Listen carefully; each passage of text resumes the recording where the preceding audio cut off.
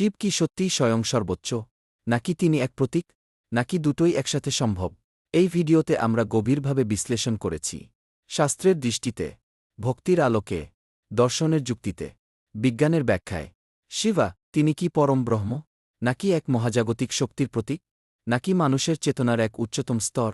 উদাহরণ, যুক্তি ও বাস্তব জীবনের মিল দিয়ে আমরা চেষ্টা করেছি সত্যের কাছাকাছি পৌঁছাতে। ভিডিওটি শেষ পর্যন্ত দেখো, তোমার নিজের মতো গড়ে তুলতে সাহায্য করবে এই আলোচনা। লাইক, শেয়ার ও সাবস্ক্রাইবই করতে ভুলো না যদি এমন চিন্তাশীল আলোচনা ভালো লাগে। চলো এখন সরাসরি আলোচনা করি, গভীরভাবে, যুক্তি ও উদাহরণ দিয়ে। 1. শিব কি সত্যিই স্বয়ং সর্বোচ্চ? শৈব দর্শনে, হ্যাঁ, শিবাকে বলা হয় মহাদেব, অর্থাৎ দেবতাদেরও দেবতা।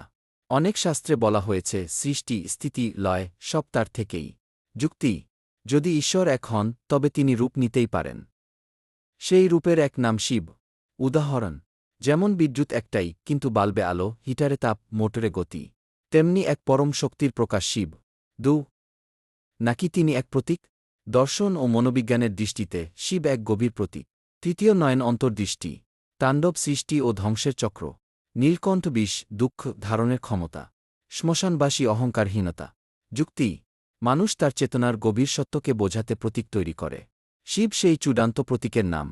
উদাহরণ, যখন তুমি রাগ নিয়ন্ত্রণ করো, তুমি নিজের ভিতরের রুদ্রকে শান্ত করছ। 3. নাকি দুটোই একসাথে সম্ভব? এটাই সবচেয়ে ভারসাম্যপূর্ণ দৃষ্টিভঙ্গি। একই সত্যকে কেউ ভক্তি দিয়ে দেখে, কেউ যুক্তি দিয়ে, কেউ প্রতীক দিয়ে। যেমন, সমুদ্রকে কেউ দেখে সৌন্দর্য হিসেবে, কেউ দেখে বৈজ্ঞানিক উপাদান হিসেবে, কেউ দেখে ঈশ্বরের সৃষ্টি হিসেবে।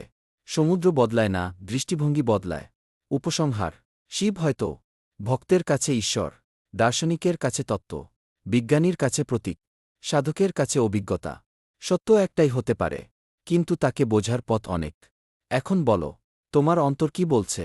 শিব সর্বোচ্চ প্রতীক, নাকি দুটোই?